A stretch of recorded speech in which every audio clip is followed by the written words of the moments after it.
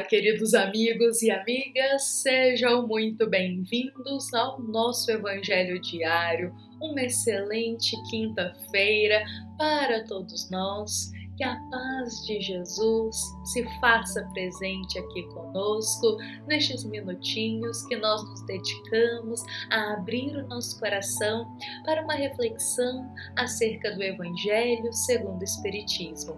Sejam todos muito bem-vindos, sintam-se acolhidos por essa energia do amor, por esta paz que banha o nosso coração neste momento de reflexão.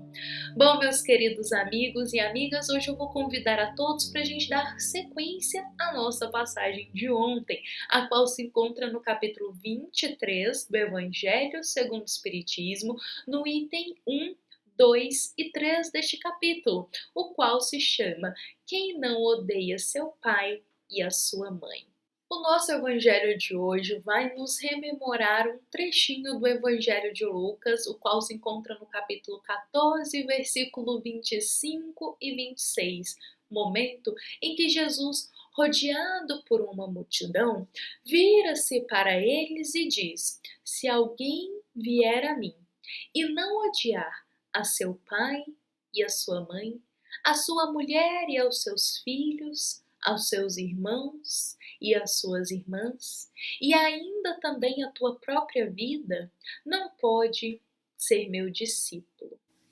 Antes da gente adentrar na nossa reflexão aqui de hoje, é indispensável nós compreendermos um ponto aqui, que o Evangelho segundo o Espiritismo, em muitos momentos, ele traz para nós as passagens, que seja do Evangelho de Lucas, de Marcos, de Mateus, e abaixo dessas passagens, ele traz para a gente uma interpretação, um fundo moral, um ensinamento sobre as palavras do Cristo, nos mostrando um novo olhar sobre aqueles ensinamentos.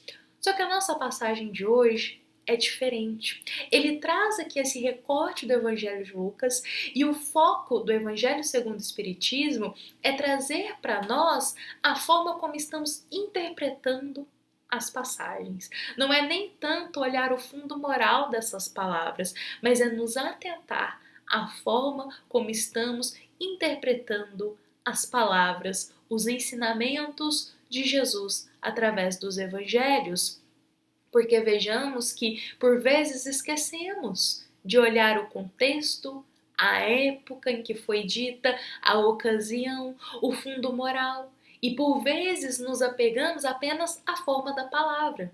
E estou dizendo isso aqui porque nesta passagem de Lucas é usada uma palavra muito forte, que é a palavra odiar. Então vejamos que Jesus diz, olha, se alguém vier a mim e não odiar teu pai, tua mãe, teu irmão e teus filhos, e nem a própria vida, não pode ser meu discípulo.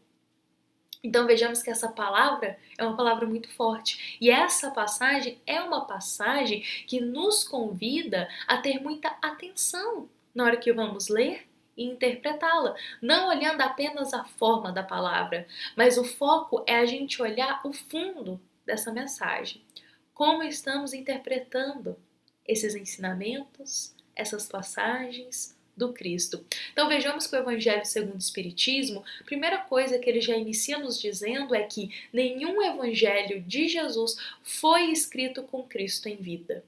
Nenhum Evangelho foi escrito com Jesus em vida, o que nos leva a crer que houve aqui um equívoco no momento de exprimir o pensamento de Jesus, quando ele passa esse ensinamento para a multidão.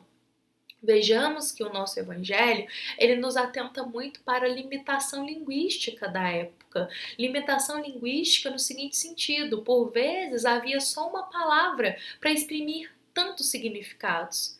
Então, o que tinham ali, os instrumentos, as palavras que tinham para usar, hoje em dia já teve uma evolução. Hoje em dia já teve um progresso. A nossa linguagem, ela já progrediu. Então vejamos que a gente precisa também se ater a isso. Lá na época em que foi escrito isso aqui por Lucas, havia uma limitação linguística. E vejamos que o Lucas era extremamente inteligente. Lucas era médico e, além disso, desde a sua infância, se vamos olhar aí a vida dele através dos livros, desde a sua infância, Lucas se mostra uma criança extremamente inteligente, uma criança acima da média em criatividade, em dons. Então, ele vai, estuda medicina. Lucas tem uma inteligência, assim, como dissemos, acima da média. Então, quando ele vai escrever isso daqui, não foi que ele escreveu propositalmente essa palavra, mas era o que ele tinha. Eram as limitações linguísticas daquela época. Eram as palavras que ele tinha para usufruir, para exprimir aquela ideia. Não quer dizer que foi isso que Jesus nos disse.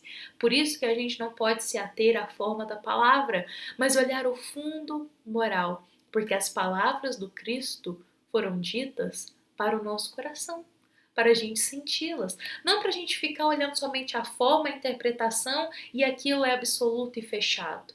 Não, a linguagem evolui. A sociedade também vai evoluindo, o conhecimento vai se abrindo, então as palavras do Cristo foram ditas ao nosso coração. Então, quando Jesus nos diz, se alguém vier a mim e não odiar a seu pai, a sua mãe, a sua mulher, seus filhos e seus irmãos e também a própria vida, não pode ser meu discípulo. Se a gente olhar o fundo da mensagem, Jesus está nos solicitando aqui que coloquemos o Cristo em primeiro lugar na nossa vida. Cristo está nos convidando a colocar Ele como guia, como modelo em nossa vida. Que Jesus seja o grande simbolismo, o grande sol que guia as nossas atitudes, o nosso coração, os nossos pensamentos. Que Jesus venha em primeiro lugar na nossa vida, para que possamos seguir os passos dele. E seguindo os passos de Jesus, a gente está caminhando para o seio do nosso amado Pai.